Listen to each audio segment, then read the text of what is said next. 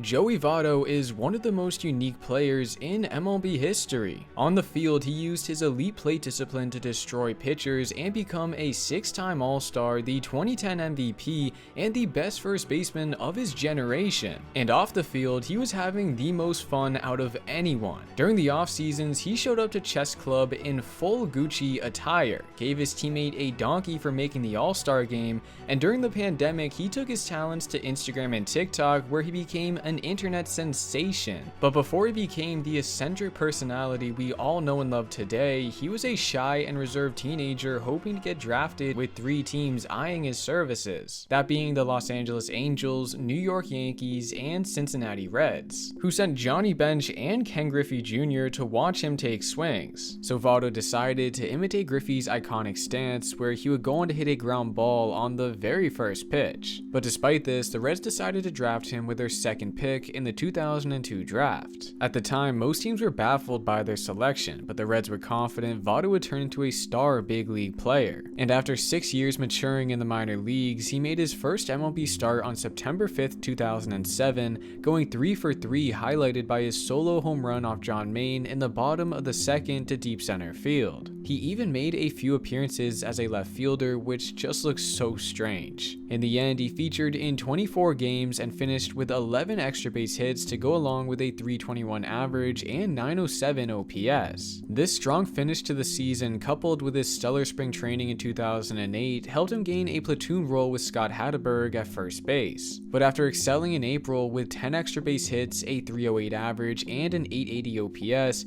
manager Dusty Baker made the decision to make him the starting first baseman for the rest of the season. It was a smart move, as Votto went on to lead National League rookies in hits, home runs, total bases, multi-hit games, and his entire slash line. Yet when it came time for Rookie of the Year voting, the Cubs' Giovanni Soto edged him out. Nonetheless, it was still an impressive rookie season for Votto, one that he could build upon in 2009. And prior to the start of the new campaign, he was selected to anchor the first base position for Team Canada during the World Baseball Classic, with their first game coming against the mighty United States. But their pitching staff had a tough time dealing with Votto, as he managed 4 hits and 5 at-bats, including a home run off Jake Peavy, who was just 2 years removed from winning the Cy Young Award. So despite Canada going on to lose the game 6-5, this was a great warm-up to the season for Votto, who continued to etch his name as one of the game's most intriguing young players. By the end of May, he was hitting .357, the 4th highest mark in all of baseball. He ranked 3rd in OPS at 1,091,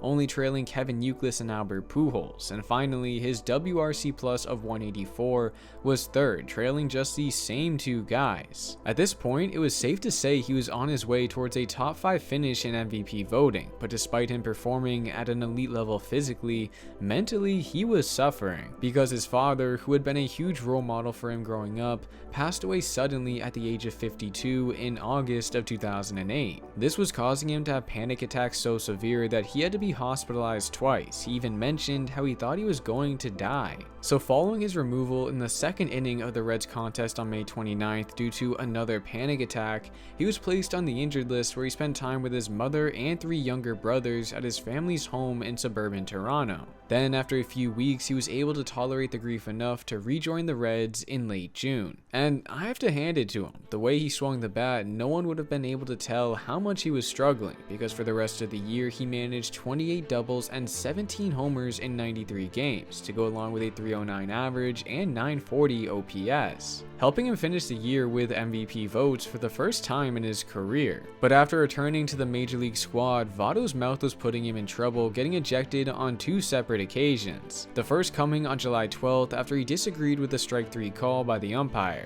His reaction was elevated because it was a similar pitch he was rung up on in his first at-bat. And when looking at where this pitch was located, you can see Votto was technically correct, but home plate umpire Bill Welke was having none of it and tossed him from the game. Then just a couple weeks later, he was not happy with the third base umpire calling him for a swing. And when looking on replay, we can see just how close his swing was, but due to his arguing, he was out of the game in just the first inning. It was moments like these which illustrated a frustrating season for the Cincinnati Reds, as they finished 78-84, marking the 9th consecutive consecutive year they finished under 500. However, entering the 2010 season, things started to change for the club. Pitcher Johnny Cueto broke out with a 3.64 ERA in 31 starts. Outfielder Jay Bruce had a 124 OPS plus in 148 games, and their big deadline acquisition the previous year, Scott Rowland, had a 126. But nobody came close to matching Votto's level of production.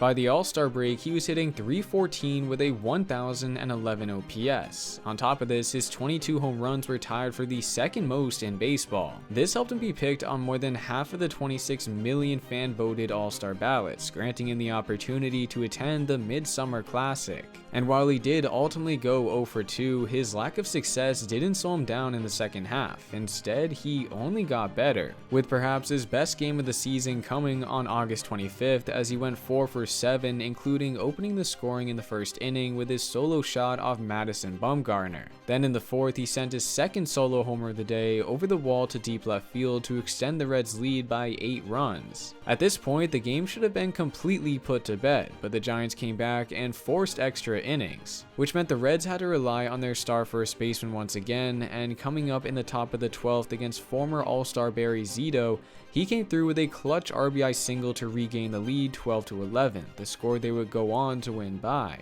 And his heroics didn't stop there. Just a couple weeks later on September 11th, he sent his first career walk-off home run off Pirates reliever Justin Thomas to cap off an impressive comeback victory. In the end, he finished the season with 75 extra base hits, a .324 average, and the highest on-base percentage, slugging, and subsequently OPS, helping him take home the coveted MVP award by garnering 31 of 32 first place votes. This was a special moment for Votto, who was appreciative of the award, but something he was more excited about was the fact that his season didn't end after game 162. Instead, the Reds were gearing up for postseason baseball for the first time in 15 years, with their matchup against the Philadelphia Phillies in the NLDS. This was a tough group to go against, as the Phillies had a potent offense led by Ryan Howard, Jason Worth, and Chase Utley, who helped them score the second most runs in the National League. And pitching-wise, it didn't get much easier, as they had a formidable 3 in the rotation in Roy Halladay, Roy Oswalt, and Cole Hamels, which makes it no surprise that Votto and the rest of the Reds crew were no match for the superstars up and down the Phillies lineup, ultimately being swept in 3 games. It was an abrupt finish to the Reds' first postseason appearance in over a decade, but it didn't deter Votto, and instead of being content with the season he just had, he got to work in the offseason with a few goals in mind.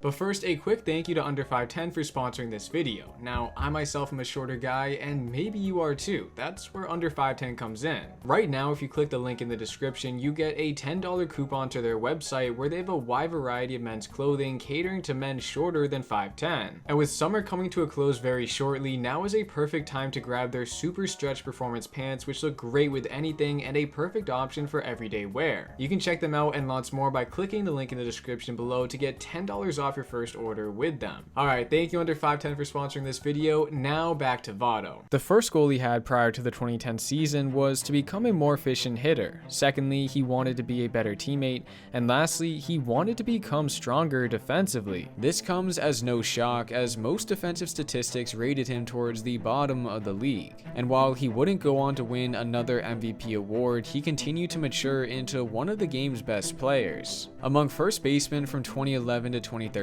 his 161 OPS plus mark was 16 points higher than second place Prince Fielder. In typical Joey Votto fashion, he led in free passes by 72, and finally, in WAR, he once again topped the list with a commanding 4.8 lead over Adrian Gonzalez. His stellar play continued to be the driving force behind the Reds' success, making 2 playoff appearances during this time. The first coming in 2012 against the San Francisco Giants, where they would jump to an early 2-0 series lead after winning the first 2 games by a combined score of 14-2, putting the NL West champions on the ropes. But after losing the next 2, it came down to the winner-take-all Game 5 matchup, where the Giants would score 6 in the 5th inning and never look back, eliminating the Reds, who were still without a playoff series win in almost 20 years. But they would try their luck again the following year, this time playing their division rivals, the Pittsburgh Pirates, in the wild card. This is the game where Pirates fans infamously got into pitcher Johnny Cueto's head by chanting his name, causing him to lose his control and drop the ball while on the mound. And on the very next pitch, he left a fastball middle to Russell Martin, who sent the ball deep into the stands in left center. But the game was still early, and there was plenty of time for the Reds to climb their way back. However, Votto was shut down. In the fourth, he struck out swinging with runners on first and second. In the sixth, he once again struck out with a runner in scoring position, and then in the eighth, with a runner on second, he grounded out to the first baseman. In the end, he went 0 for 4 and got out 3 times with runners in scoring position, which makes it no surprise the Pirates were able to limit the Reds' offense and take the game 6-2. It was a difficult 2-year stretch for Reds fans who continue to see their team fall short of a deep postseason run, but something they could cheer about was the fact that Votto was rewarded for his great early career success with a massive 10-year $225 million contract extension. At the time, this deal became the largest active contract in baseball and allowed the Reds to feel confident about the first base position for the foreseeable future. However, in just his third year after extending his stay, he had by far his worst season of his career up to this point. He was riddled with injuries, going on the injured list multiple times due to a strained left quadriceps, holding him to just 62 games. And in these games, he was underwhelming, posting his lowest batting average at .255 and OPS at .799. But the 2014 season marked a change in Votto's game. No, not on the field, off it. Entering the year, he hoped to create a better relationship with fans by giving more interviews and interacting with people in the stadium. So prior to opening day, he dressed up as a traditional Canadian Mountie for an intentional talk interview. Well, let me tell you guys, after we talk, I'm gonna head to Tim Hortons and go get some donuts, eh? And it's about the time for us to finish this interview. Thank you. This exchange marked the first of many iconic Votto moments we were blessed with over the next few years. For instance, in 2016, after Ichiro Suzuki gifted him a dozen donuts, he paid him back by sending 51 large pizzas to his locker the following day. During spring training in the mid-2010s, he promised Zach Cozart that if he ever made the All-Star game, he would give him a donkey. Votto even helped him get voted in by wearing a donkey costume and pleading for fans to vote for him. And this all came to fruition in 2017 when Cozart was voted as the starting shortstop. So as he promised, Votto got him a donkey, which he named Donald. Additionally, Votto loved to joke with fans. In 2016, after fielding a foul ball, he pretended to throw it to a bunch of excited Phillies supporters. But instead, he threw it back to the infield, and as the boos rained in, he made a fist bump. Then a couple years later, again in Philadelphia, he sprinted to stop a foul ball which was going to a fan in the first inning. And just 3 innings later, he once again trolled the fans when he caught a pop-up in foul territory, toying them by proudly lifting up his glove to show them the ball. And as he ran back to his position, we can only assume the Phillies' first base coach was giving him a hard time and pleading for him to throw the ball to the fans, but he never did. And after the game, he explained his reasoning why by stating that they sucked and he was bored. But jokes aside, he was an awesome friend to everyone in the ballpark. After grabbing a Reds fan shirt when he interfered with a foul ball, he made sure to apologize in the best way possible, by autographing a ball with a little message about how he was sorry for embarrassing him. Another time, he spotted a fan shirt which said Votto for president, so he exchanged it mid-game for a signed jersey. After one of Votto's many ejections, a social media post started to surface about how a 6-year-old was heartbroken over his dismissal. So he surprised the family with free tickets, a signed ball, and a moment they would never forget. In 2021, Votto spotted a sign from a little girl which pleaded for him to make a TikTok with her, so between innings he created a routine and granted her wish. But Votto's social media presence didn't start there. It was actually during the pandemic when he decided to share his personal life a bit more, and we were blessed with many gems. But my favorite was when he dressed up as Ron Weasley to troll another TikTok. These iconic moments barely scratched the surface of all the shenanigans Votto got up to over these years, and it immortalized him as one of baseball's most fun players to follow. It definitely helped that he continued to be one of the game's best players throughout most of these years. In 2015, he finished 3rd place in MVP voting after managing the league-leading tally in walks at 143. In 2016, he once again received MVP votes, this time finishing 7th after leading the league in OPS plus at 160. And finally, in 2017, he had arguably the best season of his career, posting his highest single season WAR total at 8.1, leading the league in walks at 134, the highest on base percentage at 454, and OPS at 1,032. But when it came to MVP voting, he finished second behind Giancarlo Stanton by just 2 points. This was the closest MVP race since Keith Hernandez and Willie Stargell tied in 1979. Yet instead of being disappointed in coming up just short, Votto was amazed. I cannot believe how close it was. I just cannot believe coming up 2 points short. It's so cool in a way, coming up that short. 2017 was his age 33 season, and he was still ranking amongst the game's best players. But from 2018 to 2020, the decline started. During this time, his OPS dropped over 200 points, and his home runs completely evaporated. However, it's typical for a player in his age 34 to 36 seasons to regress with the bat. Father Time gets everyone, and the consensus was he had finally started to catch up to Votto. So he knew he had to change his game, and it was actually starting to show during the 2019 season. Take a look at these two swings, with the left his second home run of 2019 and the right being one of his last. As you can see, a major difference in his approach at the plate. For one, he changed his stance to be far more upright rather than the squat position he had used the previous few years. And secondly, he positioned his hands at the knob of the bat instead of choking up. He made this change due to the lack of power he had in 2018 and for the majority of 2019. In fact, before he made the change on July 18th, he had just 8 homers and a 743 OPS in 87 games. But after making the adjustment, he posted 7 homers in 32 less games and managed an 808 OPS. This was a sign that he was on the right path, and in 2020 he continued with this approach, where he'd go on to hit a homer on average of every 20.3 plate appearances, his best mark since he posted a 19.6 figure during his 36 homer year.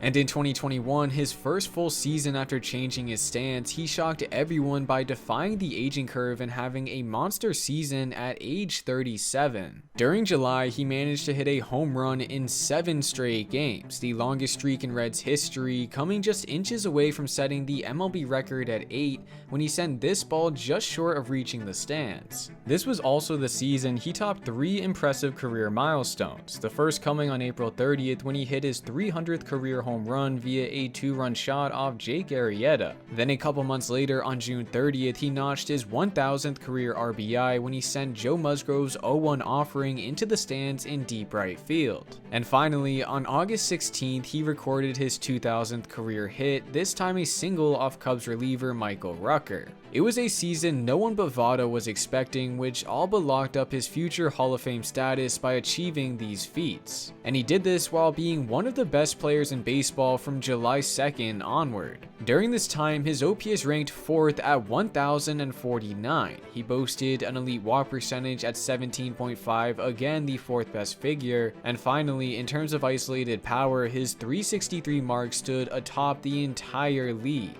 showing that he was the most powerful player in all of baseball, more than Vladimir Guerrero Jr., who hit 48 home runs, Shohei Ohtani, who had 46, and Bryce Harper, who won the MVP award. Form he was hoping to carry over into his final years of his contract, and in 2022 he had one of his favorite memories in a baseball uniform when the Reds took on the Cubs at the Field of Dreams venue in Iowa. This was special to Votto because of the connection it had to his childhood. He mentioned how he was raised on this movie, how he and his father would play catch together, which he noted was the most important thing they did. So playing at the mythical field that gave him hope he could one day have an MLB career, coupled with the father-son connection, made it even more special. And this game also marked one of his last as a Red, as he was shut down just a few weeks later with season-ending surgery to repair a torn rotator cuff. which also limited his availability in 2023. On top of this, his production hit a massive wall, barely posting an average above the Mendoza line and an OPS plus figure below 100 in 2022 and 2023, making it clear the Reds would be declining their $20 million option for the 2024 season. So while injured, he made sure to take his time to appreciate the fans by going around the stadium in a Barry Larkin jersey. And when he finally got healthy, he was able to take part in the Reds' final home game of the 2023 season, where every fan inside Great American Ballpark made sure to give him a standing ovation as he stepped to the plate for the first time. It was a special moment for fans who were saying goodbye to one of their franchise's best players. And for Votto, he was saying goodbye to the place he called home for almost 20 years. So thankfully, their ending had one last special moment as he sent a base hit up the middle in the 8th inning. Then as his pinch runner came to relieve him of his duty, he walked to the dugout to a loud roar from fans all around the stadium. And after he reappeared for a quick curtain call, he went back into the Reds dugout for the final time of his career.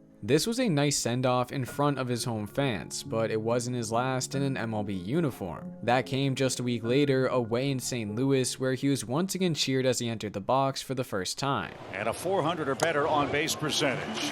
It's not to be here in the first. Well, Tyler Stevenson has taken his place at first base because Joey Votto has been ejected from this game, apparently arguing balls and strikes once he went back to the iPad. Out of all the things Joey Votto has done in his career, this was the most Joey Votto moment that could have ever happened. Then, following the World Series, the Reds declined their option, making him a free agent for the first time in his career, where he would go on to get little attention by teams, something he was not too happy about. This is not spring training. But his wishes came true on March 8th when he signed a $2 million minor league deal with the Toronto Blue Jays. This was meaningful for Votto because growing up, he was a Jays fan, and the thought of him playing for his hometown team in front of his home country made him excited to get going in spring training and earn his way back to major league action. And on the first pitch he saw in a Jays uniform, he sent Zach Wheeler's fastball over the fence in left center field. This was a great start to his attempt at making the Blue Jays major league roster come opening day, but while celebrating in the dugout, he accidentally stepped on a bat and rolled his ankle, which he jokingly said hurt like Dickens. Initially, this was thought of as a minor injury, however, he wasn't able to get his ankle healthy enough to get back to playing until June 15th. And after an underwhelming spell at AAA, hitting just 143 in 15 games, he had a message to share with everyone. That's it. I'm done. I am officially retired from baseball. Votto later explained the reasoning behind his abrupt retirement on the Dan Patrick Show. When the coach was like, "Do you want this at bat?" And I was like, I don't. And I've never had that. And my late father, who died 16 years ago, and I had a really strong relationship. And he and I played catch together, and we loved the Toronto Blue Jays. And our favorite player was Devon White. And so we'd go out and play catch, and he'd try to catch like Devon White. I'm 9 years old, 11 years old, and we're playing catch together. And I'm sitting on the bench in Buffalo, passing on a plate appearance. And guess who's sitting beside me? Devon White. And he said to me, "So what do you think you're going to do?" And he was talking about my hitting style. Like, what adjustments do you think you're going to make? And I go, "I think I'm done." And he goes, "You mean retire?" And I go, "Yeah, I think I'm done." Votto showed it's possible to be a serious ball player and still have fun. He lit up every room he walked into and drew a crowd wherever he went. But his time had come to retire, which means we have to be grateful we all got to witness his career, because there's a great chance there will never be another man quite like Joey Votto. And I don't want the world to see me, 'cause I don't think that they'd understand.